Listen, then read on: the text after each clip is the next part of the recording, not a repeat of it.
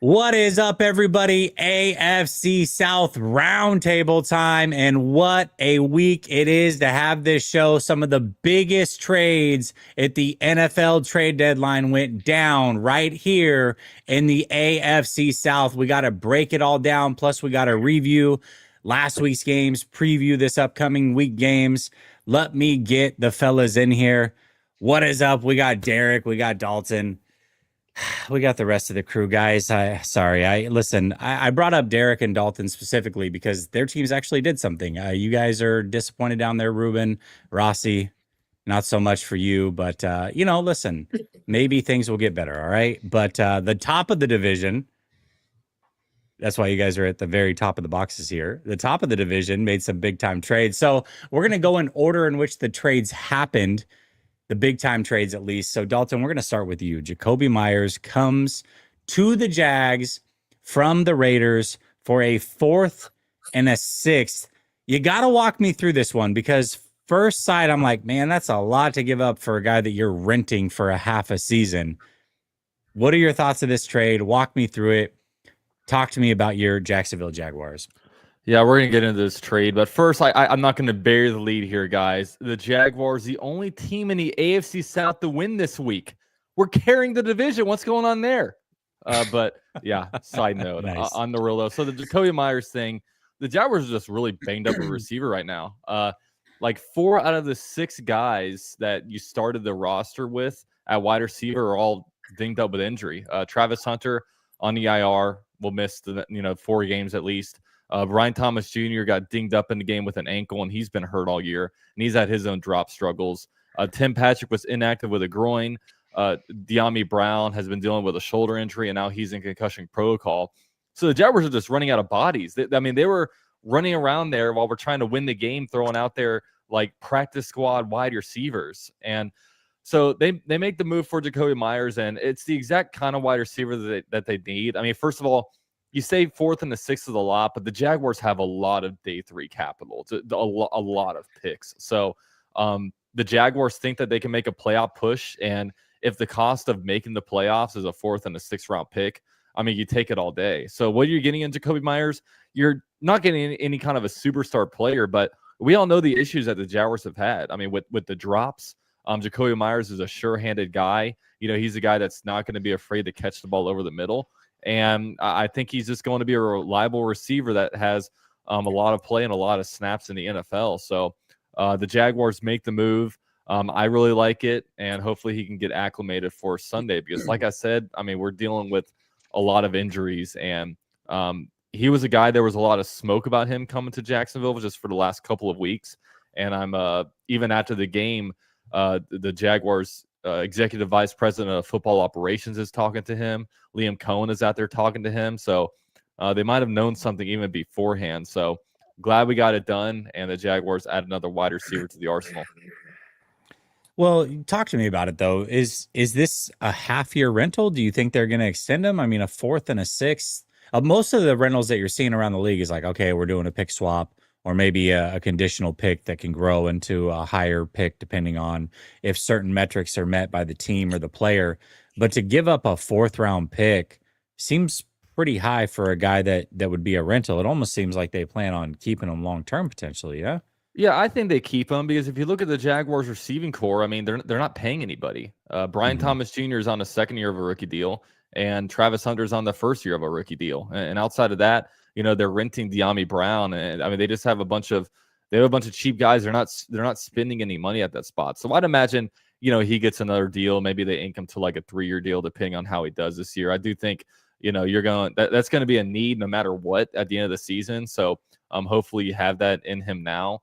So yeah, I mean, I think it's going to help you now. And then, like I said, and that's one reason why, I don't think they went out and got really anybody else, because I think maybe they could trade some draft capital for, maybe a pass rush or something like that. But if you're going to give up more than a 4th round pick, they have to be in your future. And, the Jaguars had to make decisions at the defensive line. They're going to keep Josh Hines-Allen, obviously, but, Trayvon Walker is due for a new deal. What do you do with that? The interior of the defensive line is going to need some work. So they're going to have to allocate some money in there, and maybe they didn't feel comfortable about, trading assets away for a guy that's a maybe on making the roster next year. All right. Heck of a trade, but it got one-upped by the Colts and the Jets not too long after that. Sauce Gardner, this one broke the internet, I swear. Sauce Gardner gets traded to the Colts for 2 first-round picks and Adonai Mitchell. Derek, you got to talk me through this trade. What were your thoughts initially once you found out what the haul was? Because the way these trades works. Like, you hear the trade, breaking news, and you're like, okay, well, what do we give up? What do we give up? What do we give up? And then all of a sudden, boom, 2 first-round picks, Adonai Mitchell. It's a lot. It's a big haul. But overall, man, this was what you wanted. You wanted a corner. You were hoping for a big-time name. You got your big-time name. Talk to me about what your thoughts are overall in this trade. Yeah, I mean, you have to give up something like that in order to get a big name like this. I was watching the Pat McAfee show, just like everybody else who was watching that when that trade actually broke out. I heard about it through him, and I was hanging out with my brother, who's also a Colts fan, and we just lost our minds when we heard that was happening.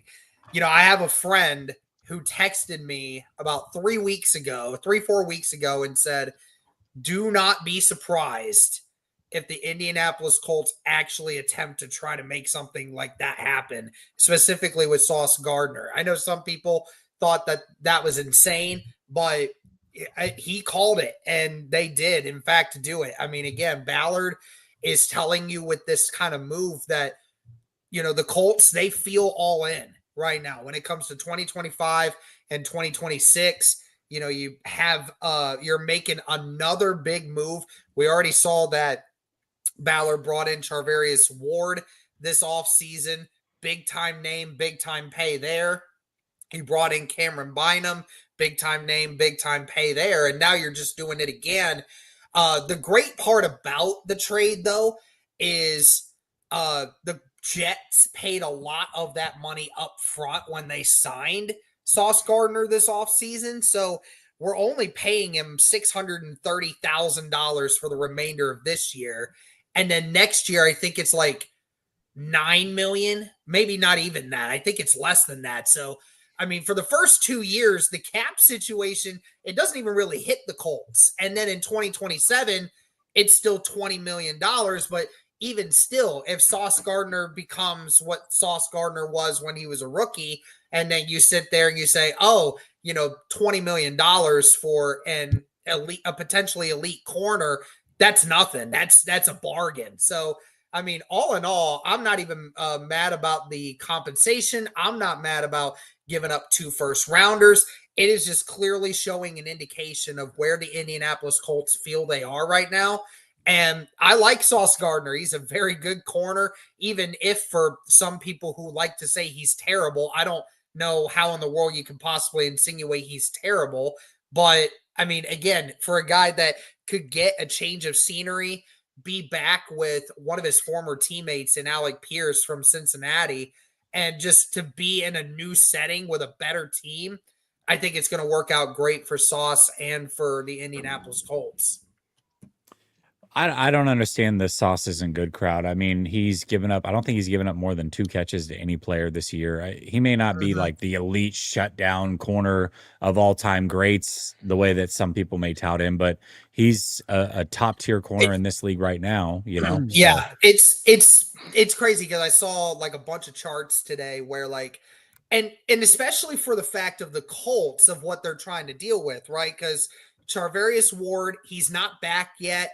He still has to come back from IR because of that second concussion he suffered. And Kenny Moore, he plays in the slot. So at that number 2 corner position, you don't really have anyone. And Jalen Jones, he's just coming back. But I think no one would insinuate that Jalen Jones is a better cornerback than Sauce Gardner. I mean, again, regardless of how you feel about the compensation of it all, Sauce Gardner is still a really good corner. And you now have Sauce Gardner, who is a really good corner. Charvarius Ward, when he's healthy, has been locked down this year. And Kenny Moore is your best playmaker in your secondary at corner, and he's elite right now. So, I mean, when you get Ward and everyone healthy in the secondary, this is the best secondary in football, and it's not even a question. I mean, I know that. Oh, Ruben they no, obviously is making absolutely me not. look like there, but your secondary doesn't have anything to Absolutely. ours when we're healthy. Absolutely not. My It secondary is better than absolutely yours. is better than My your secondary is better than yours. My defense is better. It than might yours. be right now No, until we get Tarvarius come Ward on, back. come on, Our come on. secondary Let's is be better real, than Derek. yours. Let's be real. Come on. No, let's be real. The fact that we your have secondary is two not top better 10, than mine. 3 top 10 corners and 2 top 10 safeties. So I don't even want to hear that. Not better than mine. It's better. Not at all. Yeah. You don't have a corner that can match Derek Stingley. You don't have a number 2 cornerback. I don't even need a corner to be better than Stingley. I just need my guys to be better than every other one of your players. They're not. Which they are. No. Oh, I don't know. Absolutely Peter's pretty not. good. Oh. Absolutely. All right, Rossi. Oh, Rossi, you were on the other end of this. Your team went on a fire sale over the last few weeks. The latest trade was Draymond Jones to the Ravens. I guess the best consolation was that he shouted out Cam Ward on his way out in his goodbye, said that he's the real deal and wished the team a lot of luck. Talk to me about what your Titans are doing. Are you happy with some of the trades they made? I mean, obviously they've made trades really since September. They started making trades towards the end of September, but this was the latest in that final run. Talk to me about your Tennessee Titans and what they did at the deadline here. I mean, honestly, the only trade that I was really upset about was the Brownlee trade. I just didn't want to give that guy away. I mean, he was too much value for a 5th round pick. I mean, the guy, and he's played really well in New York. McCreary is kind of, he's a nickel corner. He really doesn't play outside well, so there's only so much you're going to get out of him. I really liked McCreary, and Draymond Jones, he was a guy that came in this year. He was the perfect type of trade bait. He played really well for the Titans, and good on him for doing what he did today. And even Roger McCreary came out and said something as well about the Titans. So it's like, and I thought that was kind of interesting that 2 out of the 3 of those guys, I could understand why Brownlee didn't, but 2 out of 3 of those guys were said really good things about the Titans organization. As you can see behind me here, back a few years ago, and I don't know if y'all remember this, I remember. the fan on the field caught fire, and this is just indicative of the Titans' past couple seasons. Is there an absolute train wreck and a dumpster fire? It should be a dumpster on the field, but it's not. But right now, dude, it's tank mode. That's what it is. It's tank mode. None of these trades surprise me. They're not getting, they're getting 5th round picks. So they might have 5 5th round picks now. I don't know. What are they going to do with all that? I don't, is that really going to rebuild your organization? I guess if you make some of the right picks. I mean, Brownlee was a 5th round pick, but they traded him away and he was really good. So, it's hard to trust anything the Titans are doing. And I honestly thought they were going to get rid of Simmons. I mean, a lot of people, they were like, oh, it's off limits. Simmons is off limits, blah, blah, blah. And I was like, dude, I will not believe anything until 4:00 Eastern time hits today, because I was told the same thing about AJ Brown, and he's winning Super Bowls with the Eagles, or he did. Anyways, that's all I got for now. The background had us all laughing. I remember that because that was the Titans versus the Colts game from a few years ago. It was. Yeah. All right, Ruben, listen, your team didn't make any deals at the deadline, but watching what happened in the rest of the division, just give me your quick thoughts, man. What were your thoughts about Sauce and Jacoby and some of these other guys getting traded from the Titans overall? No, I do agree with Derek that if you're an Indianapolis Colts fan, you do love this move because it does show that you are all in. And when Sauce is on it, he is a pretty good cornerback. Thing is, he's kind of a system guy. He needs to be in the right system for him to really be dominant. Not really a guy that you can match up one-on-one. But, someone brought up a great point that, the offense for Indy is so good that someone like Sauce is just going to fit right in. So I love that for them. 2 first-round picks is high. No other way to put it. Hopefully it works out. Jacoby Myers, I am a fan of. A good route runner, reliable hands, a veteran presence with Jacksonville. I think he's going to, kind of easily build a connection with T-Law. And I think that going forward, he could potentially be something like, Jay was talking about. But both of the moves were good by both teams. Love it. All right, let's hear from the sponsor of today's show. One of the sponsors. We got quite a few to get through today. But the first one is Sleeper. You got a 100% deposit match of up to $100 using promo code RTS. Also, right now, if you use promo code RTS, you're going to get a free $20 play. You don't even have to make a deposit. It is the best promo going. Check them out. Link is pinned to the top of the description. Sleeper, promo code RTS. The picks for this week, guys, I'm just going to make them for us here just because we have so much to get through. I got the Thursday night game. I'm going Brock Bowers anytime TD. I'm going Bo Nix for at least 1 passing yard. J.K. Dobbins, I'm teasing him down to 40 rushing yards. And then Daniel Carlson, I'm going more on the field goals. I'm going to hit that entry. I'm going to put 10 on it. We're going to 7X it. And that's going to give us a chance to win $74.60 on 10. I got $5 to cancel it. We always let it ride here. You can either tail us or you can fade us. But either way, use promo code RTS. All right, fellas, let's get into the recap of this last week. And I want to let everybody know with the super chats, we got the 5th panel member, big Jags fan. We'll get to you guys after we do our recap here of week 9 and before we get into the week 10 previews. Okay, week 9, let's start with the Titans. Interesting game here. Kept it close with the Chargers, losing 27-20. I know the Chargers lost Alt in this game. That was an absolute crusher for them. Talk to me, Rossi, about what you saw in this game versus the Chargers. They played okay. Like, the special teams made plays. The defense stepped up. I think Draymond Jones had 2 sacks in a row, like back to back. So he helped his trade stock for sure. But they played better. I mean, the issue with the Tennessee Titans right now is the offense. It's absolutely terrible. They don't have Ridley out there. I mean, he was their really only receiver that was you wouldn't call Ridley a number 1, a true number 1, I don't think, but he was their number 1. But I mean, the bright spot of this season for the Titans is Chimere Dike. He leads the NFL in all-purpose yards. He's killing it. He had a kick return or punt return for a TD. And he's killing it out there on offense. So, like, that is right now, like, honestly, this is a training camp season for the Titans. Like, that's all it is at this point. Like, all I am looking for is for specific young players to improve. That includes Cam Ward. Cam is up and down. I do think Cam has it, though. Like, I do think he does. I think, if they can get him some weapons in the offseason and really build something around him, I think Cam Ward could be pretty good. There's some things that I don't like. His footwork is pretty bad at times.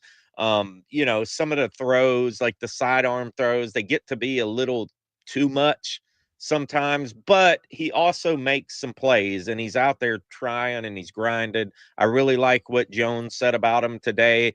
And I think the guy has what it takes to be a good quarterback in this league.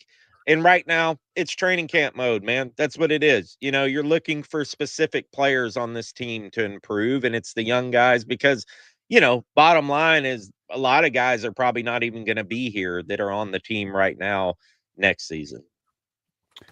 Yeah, absolutely. You probably are right about that. There's a massive overhaul that seems to be happening with the Tennessee Titans, and this is more than just a 1-year rebuild, but they kept it close versus the Chargers.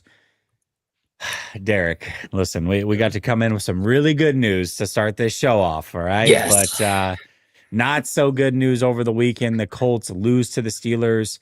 would they have 5 turnovers, more turnovers, I believe, in 6. this game than they had. 6 more turnovers in this game than they had all season, if I'm not mistaken. Yes, we had 4 turnovers going into that game. Multiple interceptions by Daniel Jones, who everybody crowned last week is the best quarterback in the division. And they still, even with that said, only lost by 7, the same exact score, 27-20. Derek, talk to me about this game here versus the Steelers. Yeah, talk about a game you just wish you never had to see again. Yeah, I mean, I had a feeling in the back of my head that I was like, what if this happens? What if this happens here? It just feels like the type of game where, again, the Colts, they haven't won in Pittsburgh since like 2008 or something like that. I mean, it's been a long freaking time, and I think they've only won like there twice in the whole Indianapolis era. I mean, it's terrible. We don't win in Pittsburgh, and this was just another example of it where like it just makes no sense. It makes no sense as to why we lost it, and why we played the way we did offensively. But here we are, right? So obviously, I'll just start with the defense. I mean, I thought the defense played really well. If you look at the score and you don't look at the context behind it, 24 of the 27 points that the Pittsburgh Steelers scored was off of our turnovers. So, I mean, half the time they were starting with the ball either at midfield or they were starting in our red zone. So, of course, the defense is going to give up points when you put the team in that sort of circumstance to begin with. But the defense, I thought they got after Rodgers pretty well. They didn't let him run the football, and Metcalf was a non-existent factor in this game. So I overall thought the defense played very good. It just obviously came down to the offense. First of all, your offensive line played absolutely atrocious.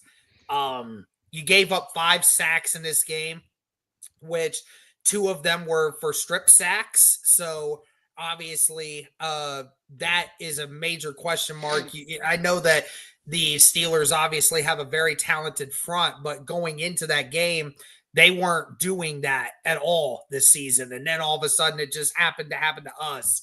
And, of course, when Daniel Jones, a couple of those interceptions, obviously late in the game, that second to last drive where, the game is almost completely out of reach and he threw that other interception.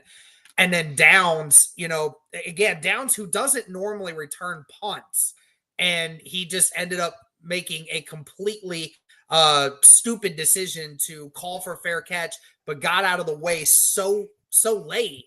And that resulted in that happening. And of course, there were a couple other interceptions, the one where it got batted at the line of scrimmage. And then obviously the one he threw straight to Wilson, it was a concept failure. So, I mean, obviously you can't win a football game when you're going to commit 6 turnovers. Clearly, the Indianapolis Colts clearly deserved to lose that game. Like you said, it's amazing that it was only by 7 points in the grand scheme of all things to do that. So again, you take away half those turnovers, this is a completely different ball game. The Indianapolis Colts, while it might have been ugly, probably win that football game if it weren't for, I mean, even if you only had 3 turnovers. So again, I can't take any moral victories on this. The Indianapolis Colts, they got beat. They got beat down really bad. And all I can hope for is that, they correct those mistakes. And it was very nice to hear the players in the locker room understand that, like, yeah, this one really sucks, but we're not going to dwell on this one. We're just going to go back to the drawing board and we're just going to figure out what we need to do to be better. And that's the sign of a mature and winning football team. Yeah, it is interesting because you look at the Steelers roster, very, very talented defense. They just haven't put it together. And then finally they chose your Colts to put it all together with. But, yeah, ultimately it happens. It's the NFL. It's hard to win week in and week out. But ground was made up by the Jaguars. We'll get to them in a minute. But keeping the trend going, lots of losing happening in the AFC South this week, including the Texans, who lost to the Broncos 18-15. Those that want the backup quarterback to play, they got their wish. I don't know how much they want him to play going forward, but you guys were without CJ Stroud for a majority of this game who got concussed. I don't know what the future looks like for him, but talk to me, Ruben, about this game versus the Broncos. Once again, it's the exact same thing you've seen all season where you just can't get in the end zone. There was multiple times where CJ Stroud and Davis Mills had the ball at the 1 yard line, 2 yard line, couldn't get in the end zone. This defense is so good. I mean, it kept you in this football game. It won the turnover battle, but once again, the Texan offense just let it down. It does look like Davis Mills will be going against the Jacksonville Jaguars. I don't like that matchup whatsoever. I'm seeing CJ Stroud being thrown out there. It was tough to see, so wishing the speediest of recoveries. But you're going to head into the offseason needing a whole new offensive coaching staff. Whoa. Are we listen, we've talked a lot about the whole Mike McDaniel thing, right? Are we even sure that he gets fired anymore? Like, what's going on over there, dude? Yeah, I'm not too okay, sure. Taylor. You like Taylor too. Okay. Come to Houston, give me that 40 points a game, and with this DeMeco Ryans defense, things get pretty scary. But our offense is horrible. It's probably one of the worst Houston Texan offenses we ever had. It's that damn bad. How was the Davis Mills project? I mean, it looked the same, just missing throws, couldn't get into the end zone, settling for field goals. It just wasn't good. Isn't there a segment of your fan base that's just like Davis Mills Hive over there? And okay. Yeah, Mills Mafia, they got shut down pretty quick. Now everyone is talking about the third string quarterback, Graham Mertz, who has his own fan base called the Mertz Militia. So whenever a quarterback is struggling, everybody's best friend is the backup. Like, their Jaguar fans talk about Nick Mullins. I'm like, are you guys kidding me? Yeah, so for Davis Mills to go in there and it looked the exact same, it's just the same thing you've seen all year, man. And there's kind of no hope for the offense. It's crazy for me because like the Texans, I feel like in the last couple of years always won these close games. And then now like it's almost like a negative regression where they got 90% of them earlier and now they're on the flip side of it. Yeah, they're 0-5 in one-score games this year. I think last year they were like 3-2, and then like the year before that they were like 6 and something. Like I said, the offense is just non-existent, guys. Like they can't even get a yard. They're so predictable. There's no creativity. It's tough out here. Tough out here for them. All right. Well, I'll tell you what, Pimp, it's not tough for. That's Dalton and his Jaguars, the only team to win this week. Got lucky. It wasn't pretty. It was not pretty. You guys beat the Broncos, getting pretty lucky. Leverage on the center. Oh yeah, leverage, a legit penalty. Congratulations! You had. What do you mean? We batted the ball down the line. We did an actual football play. Easily had tied that game if they had just went with the extra point. But no, who plays for ties? Dude, no, 32 teams are going for 2. 32 teams are going for 2 in that situation, bro. All right. Well, the Raiders fall to the Jaguars 30-29. It was a fun game to watch. I'll tell you that. I had it up on the quad box. Dalton, talk to me about this game in particular. What did you see from your Jags? Yeah, I mean, it was a much needed victory, right? The Jaguars, after having like a 2-game losing streak to 2 really good teams. I mean, the Seahawks look like they might be the best team in the NFC, and the Rams might be the second best team in the NFC. I mean, those 2 teams are who the Jaguars lost to, so they needed a bounce back. And it was definitely tough going to the West Coast and getting it. I mean, Raiders, the record isn't great for sure, and they're not a very good team. But I got to tell you, Brock Bowers makes that team pretty dangerous. And they are a team that has a lot of playmakers. And the issue with the Jaguars is that they're usually able to shut down running backs pretty well, but there's always just one guy on offense that just takes over. Against the Seahawks, JSN, against the Rams, Devontae Adams, with Puka Nacua out, and then this time Brock Bowers getting 3 touchdowns on the Jaguars. But I mean, this is the NFL.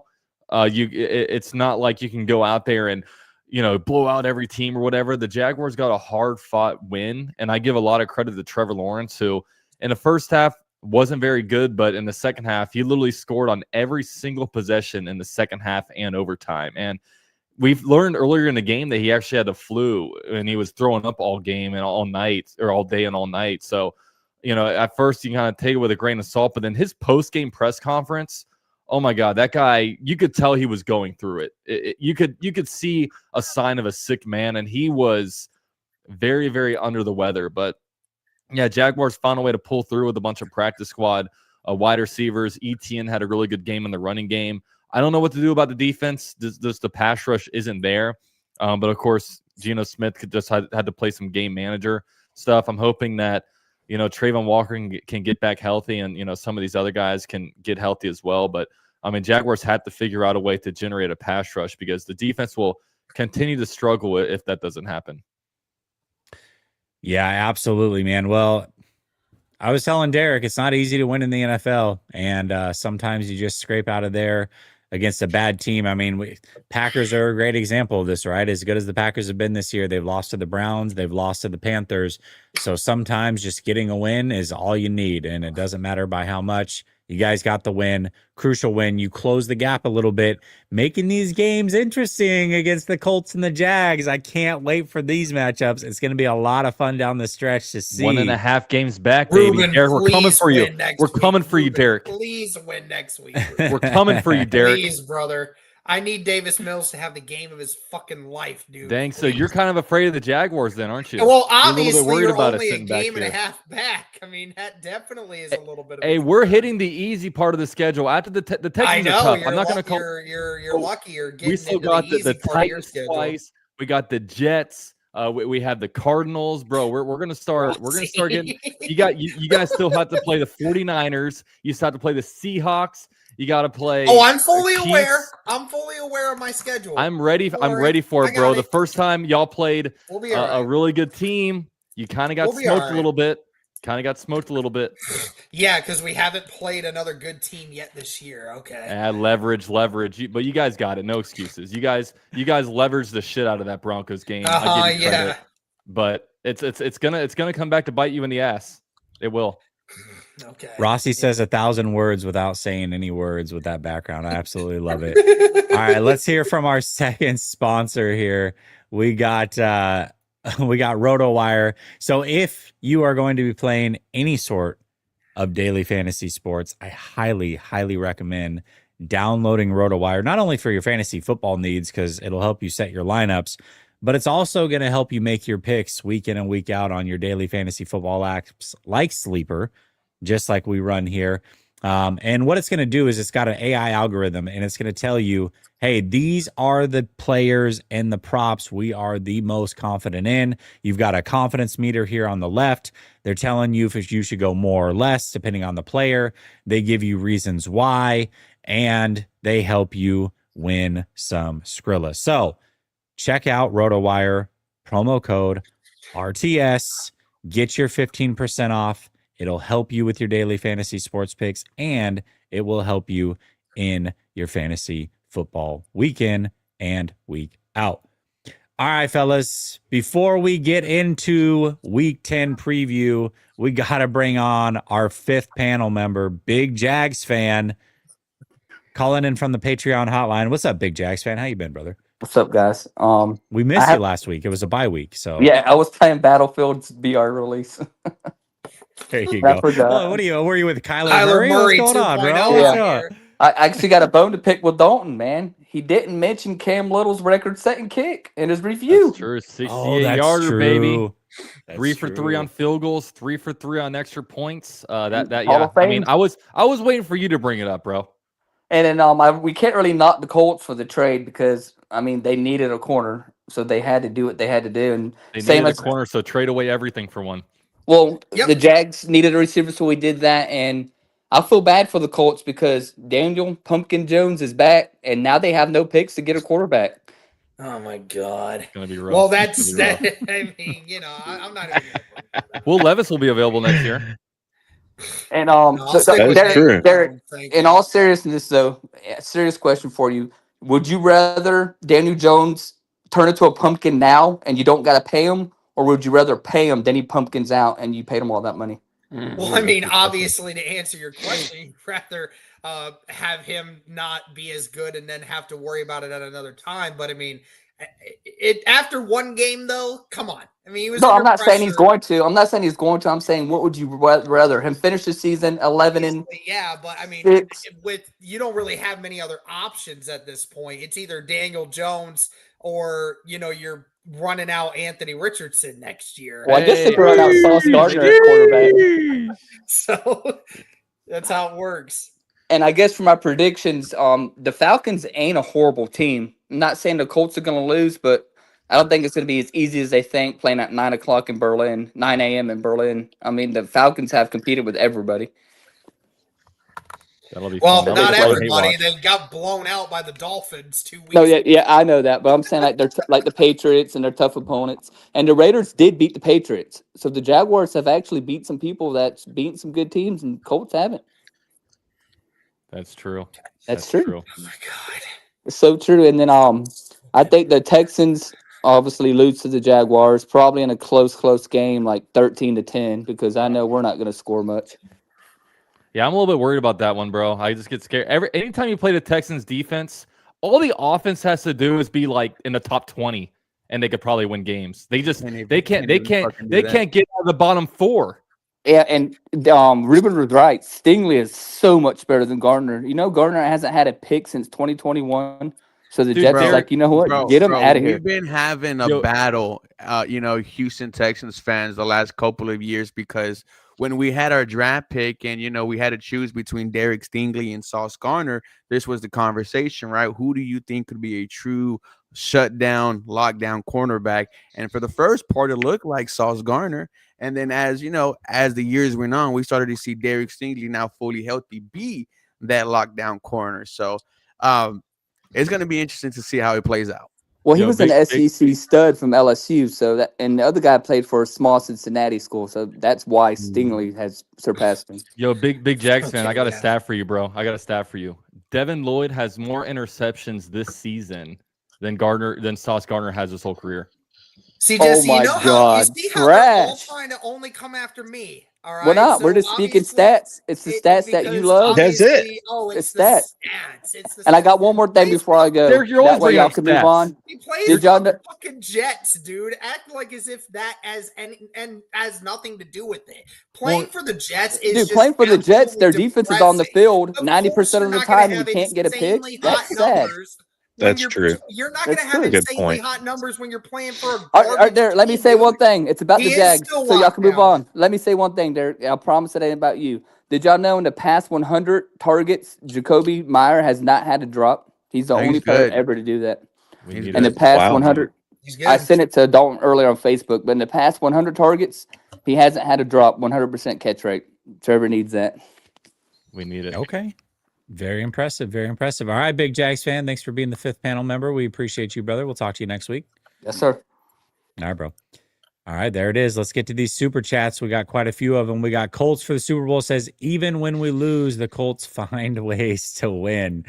Nice trade deadline reference. Patrick says, hey, AFC South teams, how about those Colts getting saucy? Colts are on a new level. Colts defense could be better than the Texans defense. Hey, Dalton, good luck passing on the Colts defense now. Do lost. I can't quite go that far. I would say our defense can be top 10 now, but I don't think we're going to be anywhere close to Texans level. Yeah, that's pretty tough. Clemson is better says Jags finally got a wide receiver who can catch. AFC South is bugged. Yeah, you guys Clemson is better is back. Hey, what's up, dude? Took a little hiatus there when you guys were losing, weren't you? Sam Ork says 2 first-round picks and 80 Mitchell for Sauce Gardner. Holy overpay. Nah. It was a lot. It was a lot. It's a lot, but I don't think it's an overpay at all. Could be a top 5 pick in let me ask you 2027. this, Ruben. Would you give up Stingley for the same haul? a similar haul, not in division, Nah, obviously. Because when healthy, Derek Stingley's a true lockdown cornerback, and those are rare to find in the league. That's one of the reasons why you made him the top paid highest cornerback in the offseason. He's been dealing with a oblique injury all year, so hopefully he gets healthy in the offseason. But no, Derek Stingley, man, he's a lockdown. True corners are a rare breed. What if the Colts threw in Anthony Richardson in that trade? That might sway the conversation a little bit. I need me a rapping tight end. So, A rapping tight Puts a end. little seasoning on the trade. Because Waller's not available, so yeah.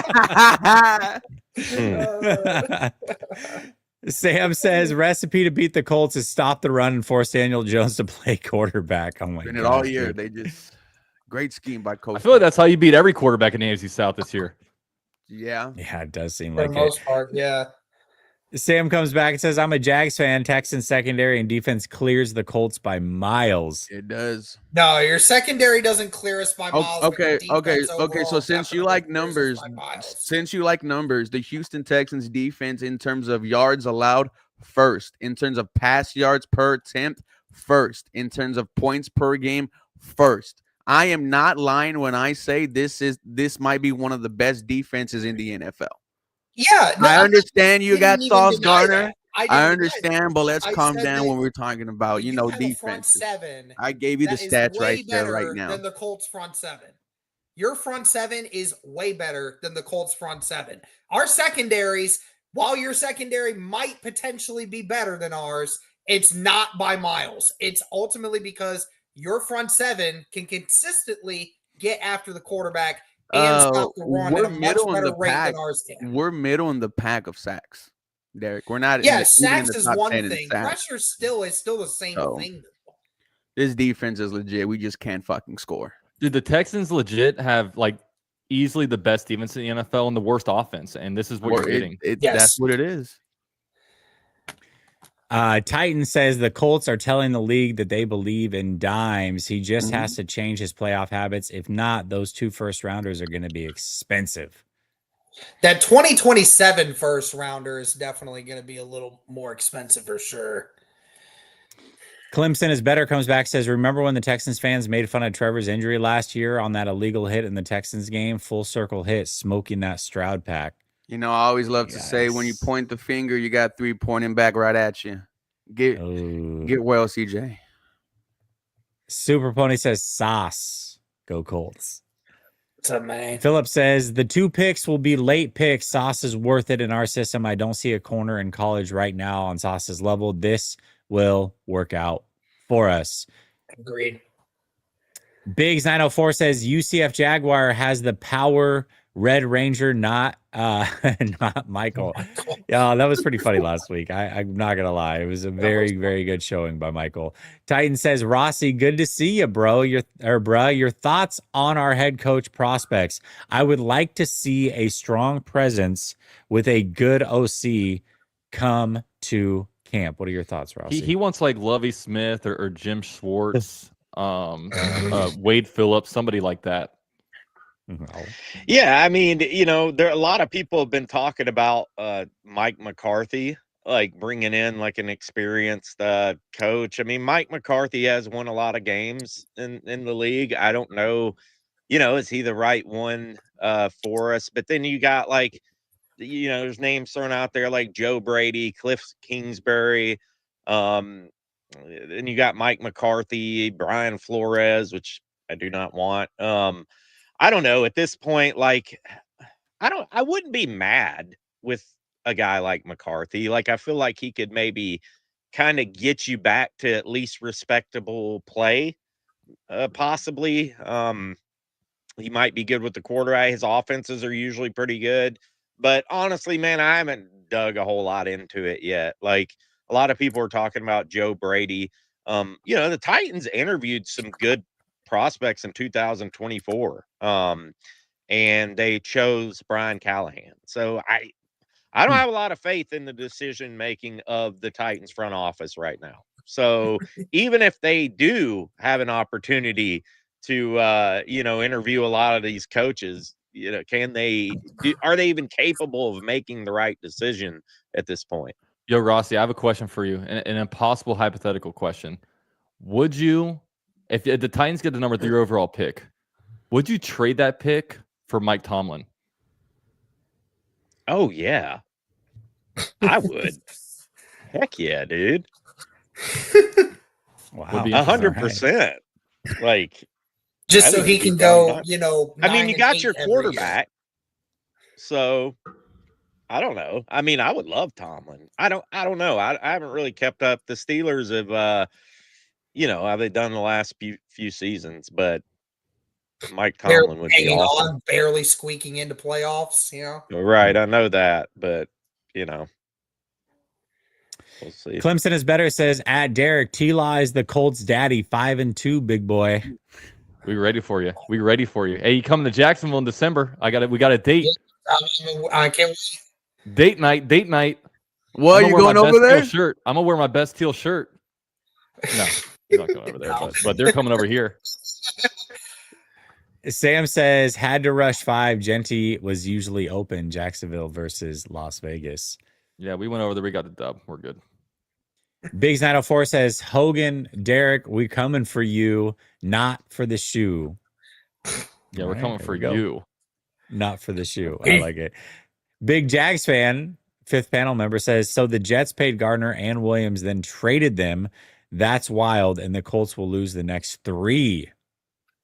Ooh. Yeah, the Jets. It's the same with the Jets, dude. They get all these really good players, and they literally went like 7-10 with them, and now they're selling. Yeah, that's rough. That's rough. Clemson is better says, don't forget that bet you were scared of, Derek.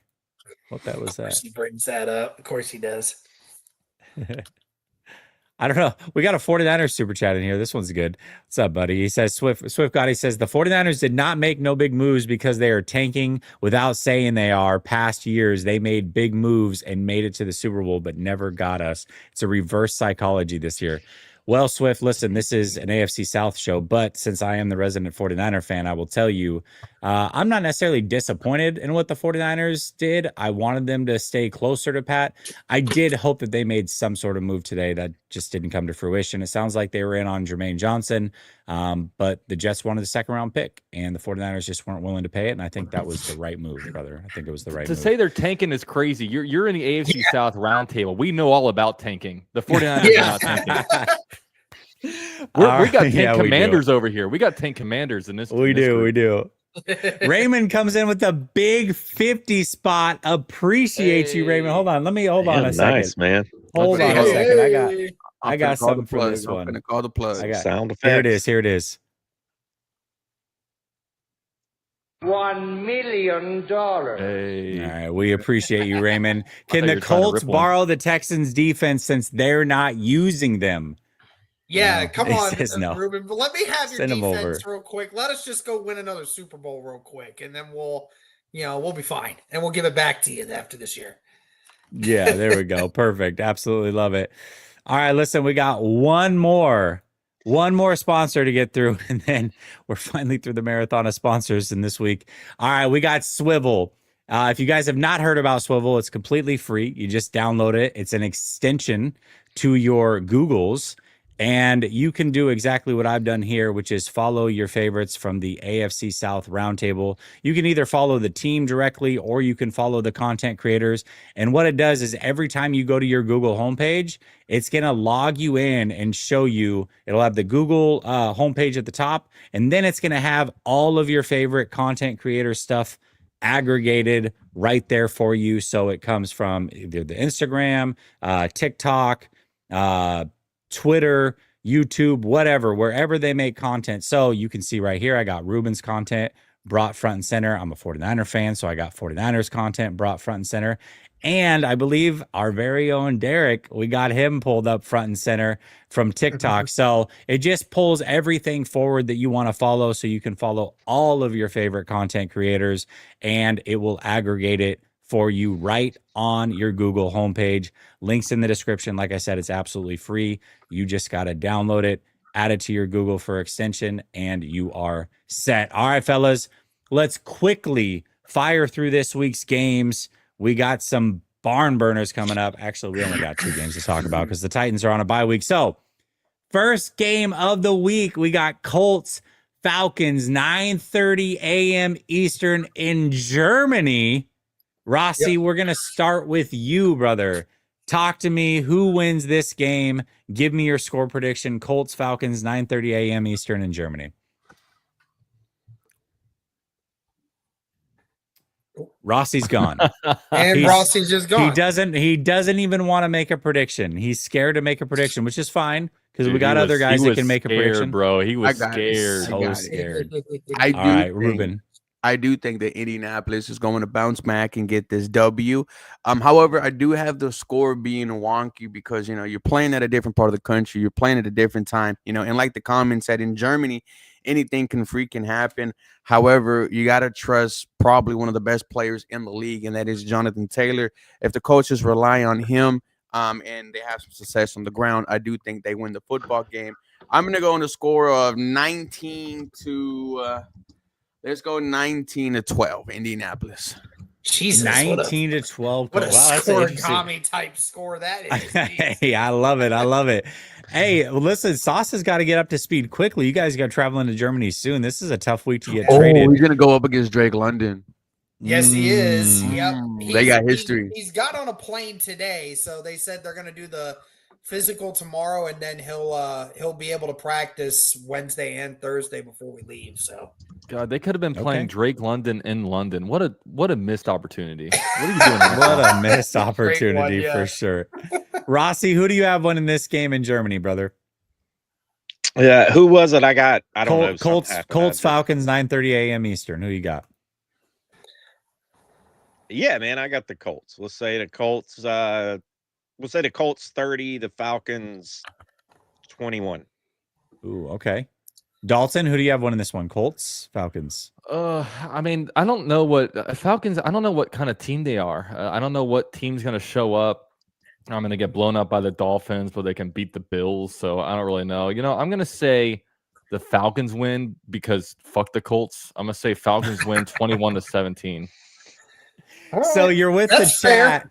You're with the chat who somebody in the chat picked him to lose 3 straight starting now, including the Falcons. That's absolutely crazy. All right, Derek, talk to me, man. I got to imagine that you do not agree with this whatsoever, and you're going to be picking your Colts. But why are you picking your Colts? How do they get it done, and what's the score? Yeah, I mean, same as what Dalton just said. What kind of Falcons team are you going to play? It feels like they raise their level of competition based on who they're playing. I mean, that's pretty much what it's felt like this year. So if anything, that means you're probably going to get a good game out of the Atlanta Falcons here. I do believe that the Indianapolis Colts will be able to do what they want to do. I don't think that Atlanta on defense is, even though Pittsburgh clearly wasn't doing well against anyone else before they played the Colts, they do have a lot of playmakers on there, and the Colts were not prepared, obviously, but I do believe they will be more prepared. They're going to be pissed off and ready to play in this. I think that they will win by a final score of 24-17. Ooh, okay. Talk to me about the debut of Sauce Gardner. How do you think that goes? Well, honestly, I don't think he'll play every snap. I think that Jalen Jones will also probably play quite a bit in this game. I don't know. And Mekhi Blackman will probably play a little bit too on the outside. I would imagine that Sauce would probably play for the majority of the snaps, but if there are certain things that Lou Anarumo wants to run that Sauce Gardner isn't quite familiar with going into this matchup, then he might throw more corners or safeties out there to help offset that. But I think Gardner will be fine. I mean, I don't think that he's going to be trailing Drake London for the majority of this game, but I don't know. I'm going to have to watch and see how Lou Anarumo uses him. Why wouldn't he get all the snaps? He's a cornerback. Just guard the guy. Yeah, he's a cornerback. Right? I mean, I don't know how much he's going to know about the defense just entirely in this. But I mean, I would imagine he play the majority, if not all. But I don't know. So, Unless they he is just coming strictly in go on man. 2 days or 3 days of knowledge. So I'm sure he's a who really knows? smart guy. Maybe they go man and he can play all he game. went to Cincinnati. I mean, And that like don't you only have to be that smart to get into Cincinnati. well, they are private, so I mean, I get you got to at least have money, or You you just got to have mommy daddy money. or you got to be a great athlete. Oh, I which wish I had ultimately that. ended up being the case for him. All right, we got an in-division game. We got the Jaguars versus the Texans, 1 p.m. Eastern. Rossi, I'm going to start with you on this one. Who do you have winning this one? Jaguars traveling to Houston, 1 p.m. Eastern. What do you think? I don't know, man. This could be a good one. I think this is going to be a good game, actually. I mean, the Texans have like Ruben said, the Texans defense is arguably the best in the league. I mean, their stats are showing it. That's for sure. Their play is showing it. Derek Stingley is awesome. I love Stingley. And I do think, just for the record, I think y'all did give up too much for Sauce, man. Like, could they have not given, was that the only thing that was going? Like, could they not given up like a first and then a second? And like, it just seems like so much. And A.D. Mitchell. I know A.D. Mitchell hasn't done that great, but man, it just seems like a lot for. I don't know. He asked about the Jaguars and Texans. I know. Anyways, Okay. I was just thinking about that. Regardless, I don't know, man. I think the Jags are going to pull this one out. I think they are. I think it's going to be a close game, though. I'm going to say 20-17 Jags. 20-17 Jags. All right, Derek, you agree with this? Who wins this one? Was gonna pick the Jags, but if this is how Dalton wants to play this, then the Texans are gonna win by 20. Fuck the Jags. Wow. 30-10. I'm in his head. Getting back. Look at that. I'm in his head, guys. I'm in his. I'm like Sauce Gardner in the opposing wide receiver's head right now. I'm living in there. I'm living in there. Please shut this guy up, please. Here we go. Ruben, tell me who wins this game, brother. Is CJ Stroud for sure out, and how long? Do we know? Yeah. Head coach D'Amico Ryan said that he expects Davis Mills to be the starting quarterback. Not expects him to be the starting quarterback, but they're preparing him in that way. So I think Davis Mills will get the starting job. I don't have the Houston Texans winning this game with General Mills out there. I think the final score is going to be like 17-14, maybe even 13-10. The only way I could see the Houston Texans potentially getting a win is if they score on the defensive side. That's how bad our offense is. But Jacksonville, they get a dub. Our offense can't do anything. Oh, too bad. All right, Dalton. Everybody but Derek picking the Jags. Who's going to win this one, brother? Oh, Ruben. Oh man, this one is, Rossi said that this is going to be like a good game. It's not going to be a game. It might be close, but every single close Texans game is the same thing. It's a grueling game where offenses are tripping over each other and can't get out of their own way. Then at the end of the game, one of the teams has more points. The Jaguars, of course, earlier in the year, sunk the Texans to 0-3.